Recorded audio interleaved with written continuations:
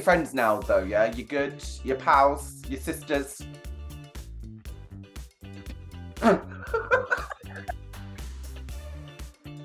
Welcome to Snatched, a Gay Times original series where each week I will be conversing with the latest eliminated queen from Drag Race UK. This week we're speaking with Cornish queen Vicki Vivacious. How are you, babe? I'm good. How are you, babes? I'm good. It's always a pleasure to chat with you. And you?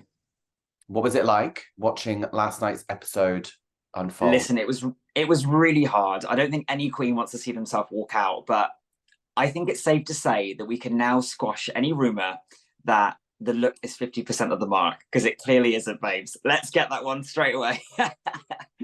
That's what I was going to ask you, actually, because there's actually different franchises, Drag Race franchises, where the look plays such a big part in how a queen is marked, if you will. But it seems like it had no impact on whether you stayed or not. How do you feel about that? It's difficult when you put so much love into those runways. I think looking back on it, maybe I put too much love and too much expectation on people's reaction to my runways. And your drag is so personal. So it's even more like you take even more offense if someone doesn't like it online, or if your drag isn't perceived how you think it should be. But yeah, it's difficult because I think the look for me last night, or the episode 6 runway, was just, wow, I was called perfection by Rue. I don't think that's, what else can you say? It was just it was perfect. I loved every second of it, but it was really hard to watch me leave looking. But also, listen, if you're going to leave looking amazing, right? Yeah, I mean, that was one of the best looks we've ever bloody seen on that goddamn show.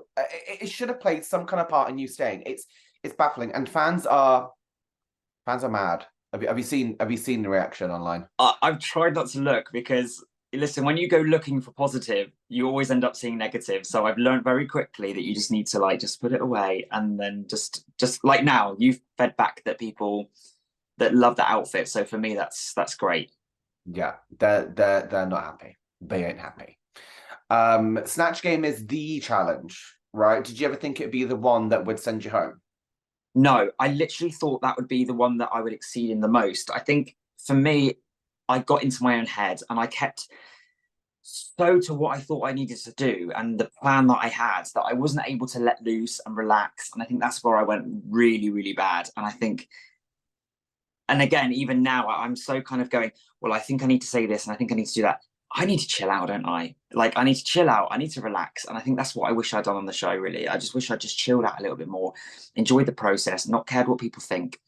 And yeah, I just think it was hard to watch because I know I could have done better. But it's one of those shoulda, woulda, coulda, It's so easy to look back, isn't it, and go, oh, I could have done better. But at the time, you've got all those cameras and you're in front of Rue and you're on the set of Snatch Game. It's so iconic that I just think I just froze. Yeah, I mean, how on earth are you supposed to do the Snatch Game when you've got Tamara smacking her face into the desk into cake, and you've got Michael being Bernie from Catherine Tate show? I mean, what is it like when you're actually there and you're doing the Snatch Game?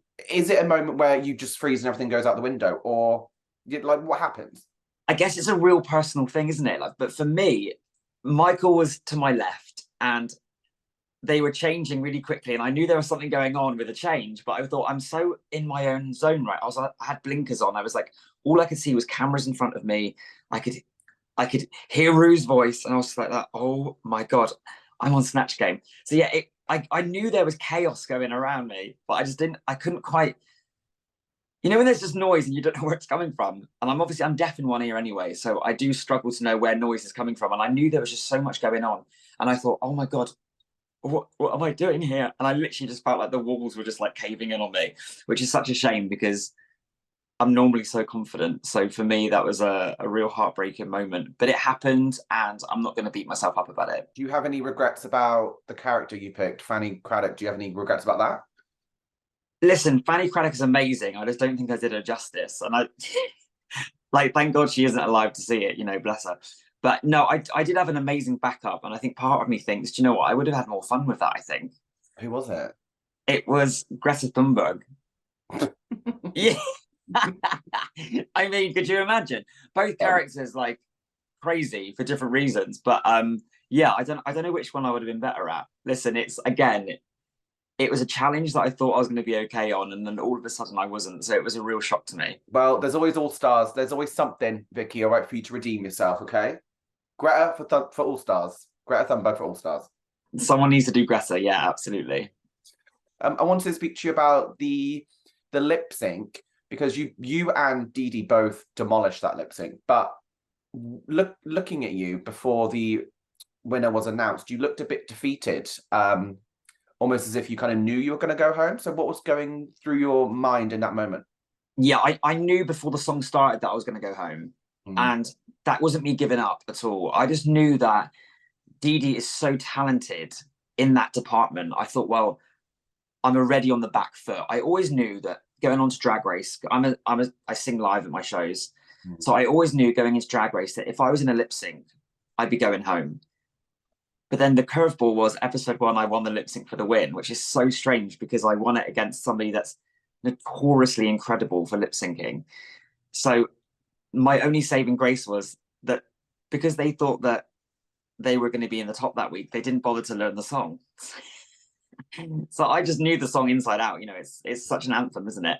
And surely everyone knows the lyrics to that song. If you're British born, you know Gina motherfucking G, ooh ah, just a little bit, ooh ah. Well, you would hope so, right? And if you're a Eurovision fan like me, so yeah, I knew that going into that lip sync that I was most likely going home. And I have to be honest with you, at that point, I missed home so bad. I've got such an incredible fiance that every second I was away from him on the show was like a knife in my heart. Like the prize for me was going home to him, and I love him more than I love drag. So for me, it was win-win. If I stayed, I got to episode 7. If I went home, I went home to the man I'm going to marry. So I felt okay, you know, with whatever decision. And again, I don't want people to think that I gave up, because I didn't. I still did as best I could. And I knew the song. I wasn't comfortable with the track. Before we knew we had to lip sync to that song, I'd never heard it before. So it was just trying to get my head around the song and performing it in front of RuPaul. I mean, who does that? And singing and lip syncing the track in front of the artist as well. That's just like pressure in itself. Well, you had such a strong showing in all 7 weeks you were in the competition. I mean, in the episode you left, you still had the best runway look. So that's something to be proud of. What was your favorite week in the competition, do you think? Hands down, I know straight away, it's the Rusical. Like it was the episode that I knew I had to get to. And I'm so glad that I excelled. I know looking back on exit press of other queens, they think I should have been in the bottom that week, which is baffling. I don't know if they've got eyes and ears, but I know that I was in the top. It's clear I was in the top. So, and I deserve to be in the top, as well as the other tops. You know, they were amazing. I'm not a top very often, so you know. Yeah. So yeah, the Rusical for me was the week I needed to get to. I know that some people from the exit press think that I should have been in the bottom that week, and I don't know if they've got eyes and ears, but I know that I deserved to be in the top that week, and it was just so much fun. And the right queens were in the top. In my opinion, the right person won it. It was just an amazing Rusical. I don't think there's been a Rusical on Drag Race UK that I think is better. And sounds very biased, I know, but no, I agree. No, I actually agree. The pantomime Rusical was. I don't think anyone should have been in the bottom that week. That should have been another top 2 situation. Isn't this proving that the cast is so strong? I mean, it's just unreal. If I was at home watching this, I'd be like, oh my God, this is such a strong cast. And I think every single week, because the cast is so good, it's just going to be gutting whoever goes whatever week. You know, it's just going to be one of those seasons, I think. Vicky, I do want to chat to you about one specific week, and I think you know this is coming. You know this on this day. It's you're going to be asked a lot about this. All right, so I need to talk about the drama between you, Banksie, and Cara in the Untucked. How did you feel watching that back? Did it play out like you remembered? Tell me. No, it wasn't how I remembered, and listen, I'm not going to be one of those queens that blames the edit, but there was definitely sections that weren't shown. That went on so much longer. So we saw on the television just like a condensed version of that argument. So I don't feel like things were properly put into context. things were said that were said. I will hold my hands up, and I did say, but again, I have to call her out on it because it's the truth. You know, Banksie will not stop saying that. Rue asked me a question and said, Vicky, how do you think you did? And then I just called Banksie out. I've rewatched the episode, I've recorded the clip, and I have it on my phone. Rue says, Vicky, how was it working with the other girls in your team? That gave me the door to go, well, this happened, that happened. I think I could have done better. I never, ever, ever said Banksie's name just for the sake of saying it. I was asked, how was it working with the other girls? I'm not going to lie. Like, I would rather be hated for who I am than liked for somebody I'm not. And that was my kind of like mantra going into the show. I was like, if I'm going to go onto the show, I'm going to be myself. If people like me, amazing, but I'm going to be me. And that was who I am. I had to be honest. I had to call out how I felt. And it was more about me than it was about Banksie. I think it was just taken out of context. I think they love the drama and they love the conflict of it, and good for them. They can have the moment, you know, they can dress up in a lamb's knitted outfit for their cameos, and that's cute. Good for you, sis. I'm not here for it. I'm too old for that drama. I'm almost 40 years old. I'm not here for it, but great. If you want to make a thing, you do it. But for me, like, it was forgotten the second it happened. And I apologized that you saw in the next episode. So episode 5 started with me saying sorry. And I did mean the apology, of course. Otherwise I wouldn't say it. I think it should have been done better on my behalf. That should never have happened because I should have spoken up in the first place. So for that, I take complete responsibility. And I mean my apology. But I think that it was definitely blown out of proportion. And I think they like the fact it's blown out of proportion. It's given them something to lean on, and, you know, good for them. Well, in my interview with them last week, they maintained that you threw them under the bus. And then in this week's interview, you maintained that you didn't. So do you know what? I'm not Team Vicki. I'm not Team Banksie. I'm Team Drama, all right? I am. Do you know what? I love the drama. I won't lie. I love it. I'm sat here taking it all in. Yeah. Listen, we needed the drama. Come on. You need the drama. Whatever season it is, you need a bit of spice, right? So I'm so glad that I could partake in that and help out. You're under so much pressure on Drag Race that the smallest thing stresses you out. And I am so set in my ways in my life that being taken out of that comfort zone, I was constantly like constantly. So for me, yes, I probably was spiky and I was salty and defensive and argumentative, and I will hold my hands up. I am definitely not a perfect person, but at the same time, I would never intentionally want to upset somebody. So again, also I was upset that they were upset. You know, I was upset with myself because I know that I'm better than that, you know. So yeah, so again, I will apologize, but I do stand by what I say. I reckon I would have been better. Are you friends now, though? Yeah, you good? Your pals, your sisters. That's it all.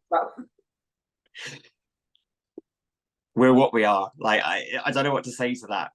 I don't dislike anybody, but I also am. I don't need new friends. Like, I'm fine. I'm quite happy with how I am, and we're very different people. And in life, you can't get on with everybody. Just because you're on Drag Race together doesn't mean that you have to be friends. We are respectful of each other's work. We're respectful of each other's lives. And I think that's all you need. As long as you respect each other, you don't have to be friends with each other. And that's all I'm going to say. I can't stop, like... I know that I can feel the atmosphere between, like, it's like you could cut this with a knife and we're on Zoom, you know. But it's true, like, I think they are so talented. Banksie is so talented. Their eye on fashion, their reference to fashion is incredible and something that I will never be able to do.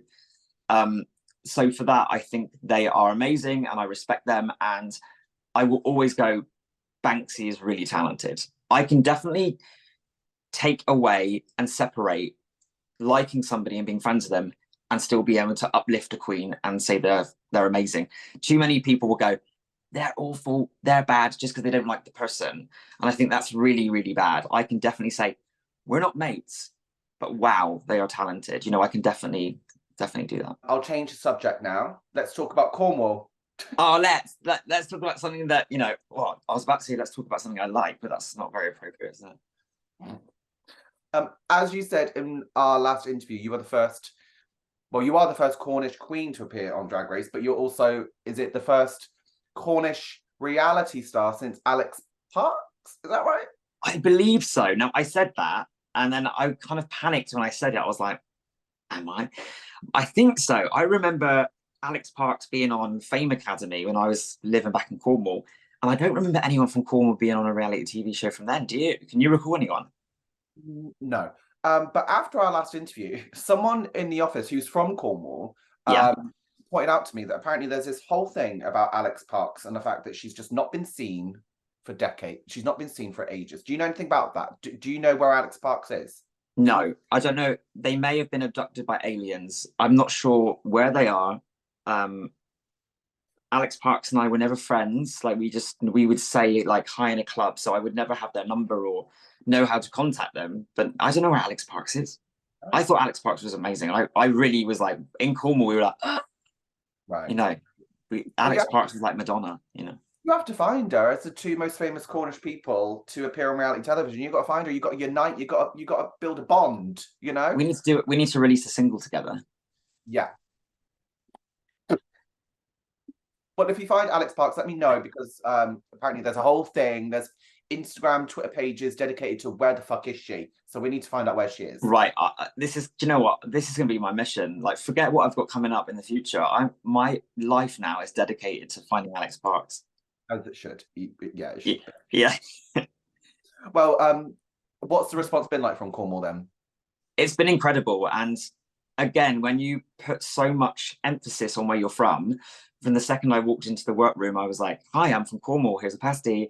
That also sets you up for them having such high expectations of you. And so when I knew I wasn't, when people say good luck, you're gonna win, I know you're in the top 3. So when you know you're not, it's really tough. So I've had to get my head around that. But from what I've seen since last night, everyone has been so lovely. You know, there's that element of going, oh, if I let somebody down, if I let Cornwall down, if I let myself down. But in fact, again, let's not be too hard on myself. Let's just chill. And yeah, Cornwall have been incredible. I'm still trying to get a deal to get free pasties. That still hasn't happened yet. I don't know why. They did send 100 pasties to a viewing party for me. Thank you so much. But where's my lifetime supply? Where's my unlimited pasty supplied to my house? You know, it's not happened yet. I mean, that's what I love about the difference between US and UK. The US queens want a lifetime supply of Anastasia Beverly Hills Cosmetics. You want a lifetime supply of pasties, and I don't bloody blame you. I don't blame you at all. But listen, the irony is I look like I haven't eaten a pasty in my life. I can eat and eat and eat and eat, and I never put on weight. I'm like one of those really annoying people that just, you know, constantly stays snatched and they can eat as many pasties as they want. You've got a blessed metabolism. That's what it is. Blessed. Last question for you, Vicki. What is next for you? Other than a pasty deal, of course. What is next for you? What can we expect? You're the first person to hear this. Are you ready? Oh, an exclusive? This is an exclusive. We waited until today. I'm going to be doing a solo UK theatre tour. It's ready to be announced. It's all ready to go. I'm so excited. The tour will start in Cornwall, and then it will go around the country in 2024. It's just me, and it's really stripped back. It's me and Mike. We've got some dancers, amazing choreographer. The writer's amazing. Everything's so exciting. It's just me. It's theatre. It's live vocals. It's what I do best, and I'm so excited for people to be able to see it. Oh wow, amazing! Yeah.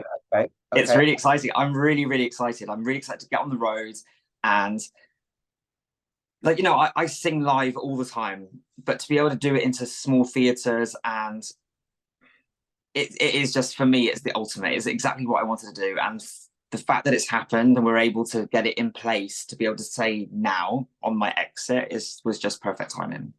Well, hopefully this pasty deal comes through, because people in the audience are going to be expecting free motherfucking pasties. All right. And I need pasties like when I'm on the road. I need to eat, so give me the pasties. Come on. Well, I can't wait to see you on the road, Vicki. Thank you so much. And it's a pleasure speaking with you as always. And you too. Thank you so much for having me.